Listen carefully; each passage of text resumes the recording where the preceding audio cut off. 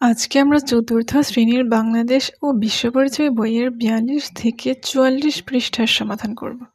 অধ্যায় ৬, বাংলাদেশের চিরায়ত সাংস্কৃতিক উৎসব। ১. পহেলা বৈশাখ ও নবান্ন উৎসব।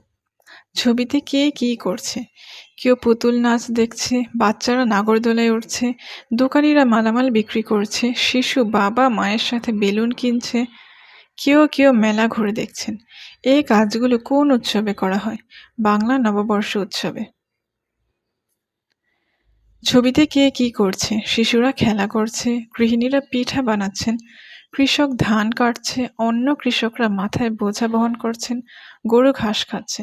এই কাজগুলো কোন উৎসবে করা হয়? নবান্ন উৎসবে। উপরের অনুচ্ছেদ পড়ে পহেলা বৈশাখ ও নবান্ন উৎসব সম্পর্কে ৩টি করে বৈশিষ্ট্য নিচের ছকে লিখে। পহেলা বৈশাখ। পহেলা বৈশাখ হলো বাংলা নববর্ষের প্রথম দিন। এদিন শহর ও গ্রামে শোভাযাত্রা, মেলা ও সাংস্কৃতিক অনুষ্ঠান হয়। মানুষ নতুন পোশাক পরে ঘুরতে যায় ও আনন্দ করে। নবান্ন উৎসব। নবান্ন উৎসব হলো কৃষক সমাজের একটি ঐতিহ্যবাহী উৎসব। এই উৎসবে নতুন ধানের চাল দিয়ে পিঠা পায়েস তৈরি করা হয়। নবান্ন উৎসব উপলক্ষে কৃষকের ঘরে আনন্দের বন্যা বয়ে যায়। পহেলা বৈশাখ ও নবান্ন উৎসবের মধ্যে আমি অংশগ্রহণ করেছি এমন একটি উৎসবের নাম লিখি।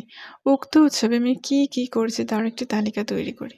উৎসবের নাম পহেলা বৈশাখ। উৎসবে আমি যা যা করেছি: সকালে নতুন পোশাক পরেছি, বাবা মায়ের সাথে শোভাযাত্রায় অংশগ্রহণ করেছি, বন্ধুদের সাথে বৈশাখী মেলা ঘুরছি, বিভিন্ন ধরনের ঐতিহ্যবাহী খাবার ও মিষ্টান্ন খেয়েছি, আত্মীয়দের সঙ্গে নতুন বছরের শুভেচ্ছা বিনিময় করেছি। আমার বিদ্যালয়ে পহেলা বৈশাখ উৎসবটি উদযাপন করতে চাই, তার জন্য করণীয় কাজের একটি তালিকা তৈরি করি। উৎসবের নাম পহেলা বৈশাখ।